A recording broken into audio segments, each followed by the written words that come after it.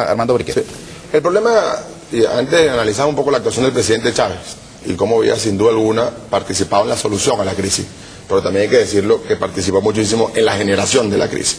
Y vimos un presidente Chávez que no tengo ninguna duda en decir que arrancó a título personal y terminó siendo el jefe del Estado de Venezuela.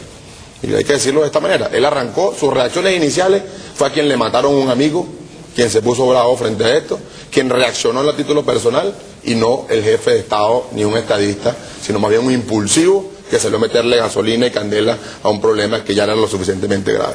Después, efectivamente, en la cumbre de Río, su intervención sí fue un punto de inflexión, gracias a su intervención que escuchó al pueblo de Venezuela que no quiere ninguna guerra, que eso es una realidad. Nosotros no queremos ir a guerra y mucho menos queremos ir a guerra con Colombia.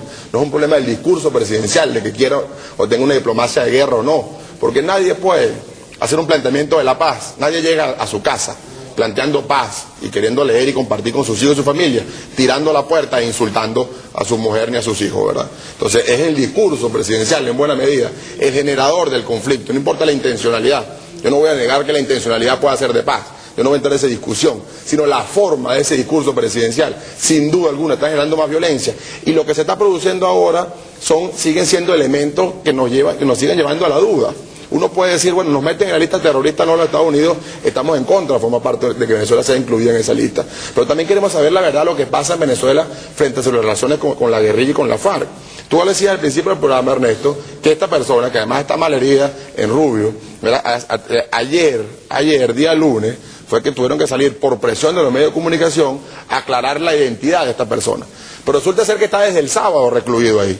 Resulta ser que desde el sábado el pueblo de Rubio está tomado por la Guardia Nacional.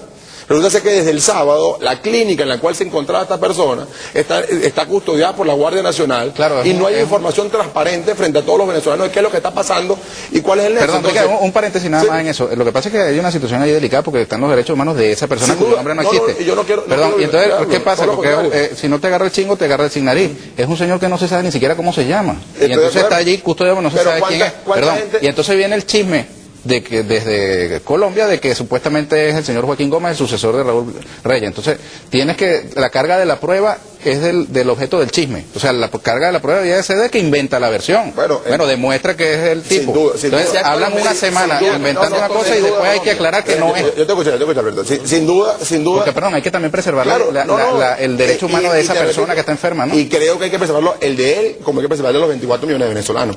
Aquí entran todas las noches en hospitales gente sin identidad, con tiros, violentando sus derechos humanos, y aquí yo no he visto que pase eso.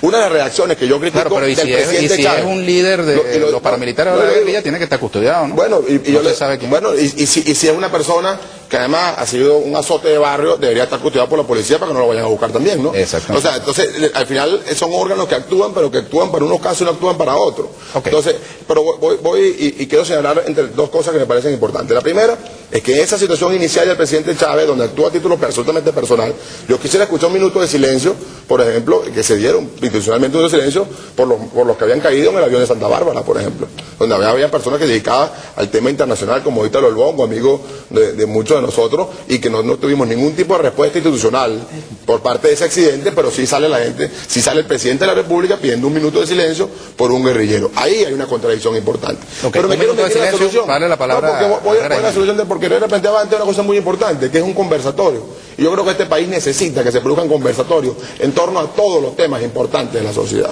Y eso tiene que producirse más temprano que tarde, porque no hay forma de reencontrarnos los venezolanos si no nos sentamos a discutir y a buscar soluciones concretas a todos los problemas. ¿Qué le parece? Le propongo a ver si cambiamos de tema. Absolutamente. Porque estamos en puertas de un proceso electoral. En noviembre hay elecciones para alcaldes, gobernadores. Aquí hay un candidato a la alcaldía de Baruta, además un bastión de la oposición, que es Baruta, es el Primero Justicia. Sí. No sé si ustedes, el resto tiene aspiraciones candidaturales, el resto en este panel. No le pregunto porque no lo dejan decirse. No se lo dejan decir. No sé si tienen su corazoncito, pero ¿cuáles son las perspectivas que tienen de cara a ese proceso electoral?